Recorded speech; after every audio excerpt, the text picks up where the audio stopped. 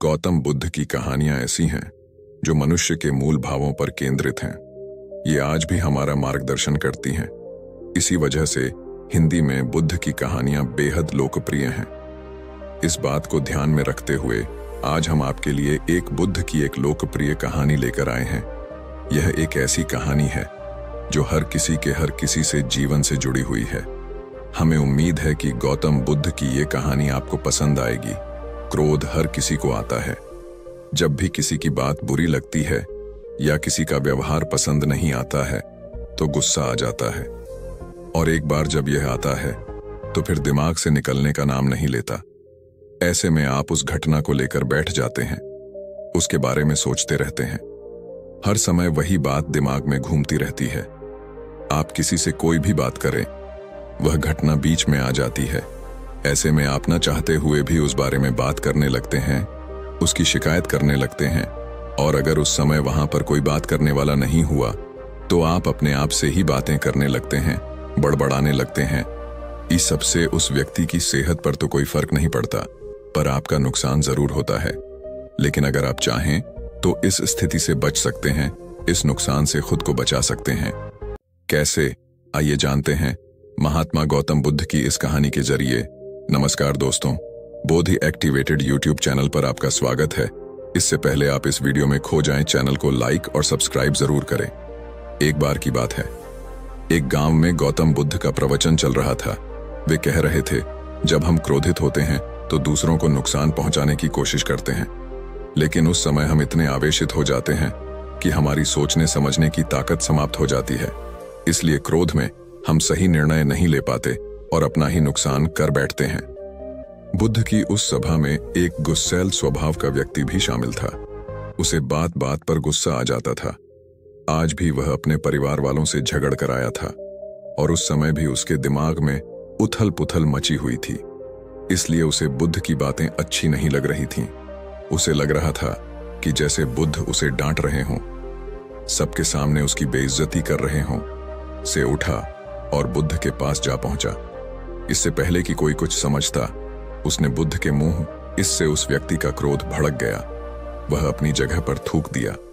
यह देखकर वहां मौजूद लोग भड़क उठे और उस व्यक्ति के बारे में बुरा भला कहने लगे।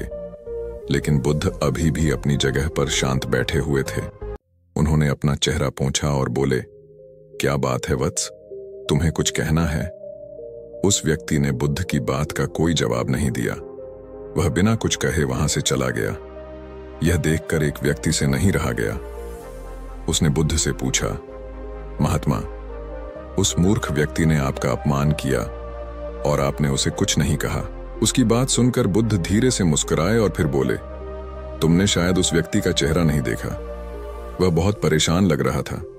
मुझे लगता है कि वह किसी चिंता में घिरा हुआ था। इसीलिए ऐसे व्यक्ति परेशान व्यक्ति को क्या दोष देना।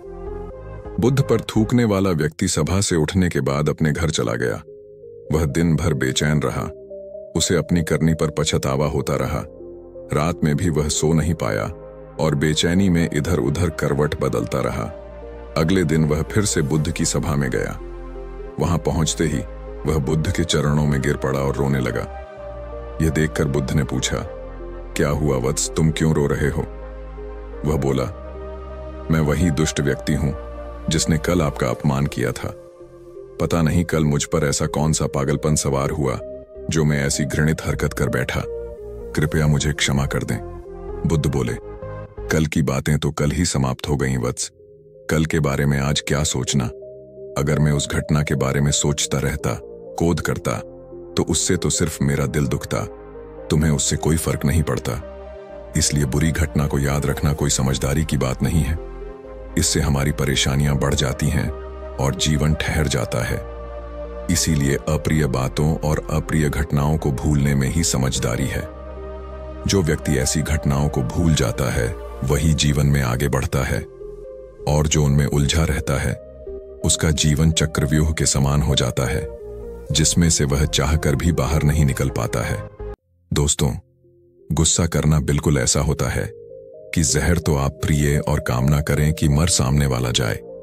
इसलिए जब भी कभी आपको गुस्सा आए तो इस बात को ध्यान में रखें कि अगर आप किसी से नाराज होते हैं और रूठ कर चुपचाप बैठे जाते हैं तो आप अपना ही नुकसान करते हैं।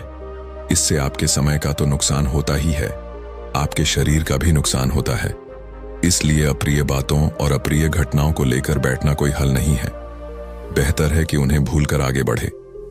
तभी आप जीवन के प्रवाह के साथ अपने आप को जोड़ पाएंगे और जीवन का आनंद ले पाएंगे। हम में से ज्यादातर लोग यही समझते हैं कि हमारे दुखों का कारण कोई दूसरा व्यक्ति है, और जब हम ऐसा मानते हैं तो हम अपने स्वनियंत्रण की कमी और अक्षमता को अनदेखा कर रहे होते हैं। वास्तव में ये हम पर निर्भर करता है कि हम दूसरों के द्वारा प्रदान की गई नकारात्मकता को स्वीकार करते हैं या नहीं। अगर हम नकारात्मकता को स्वीकार करते हैं तो हम अपने पैरों पर कुल्हाड़ी मारते हैं, और जब हम उसे अस्वीकार कर देते हैं तो प्रणा, क्रोध, हिंसा हर किसी से मुक्त हो जाते हैं। दोस्तों, हमें उम्मीद है कि आपको बुद्ध की ये कहानी पसंद आई होगी। ऐसे ही और वीडियो देखने के लिए हमारे चैनल को सब्सक्राइब करें और अपने दोस्तों के साथ शेयर करें।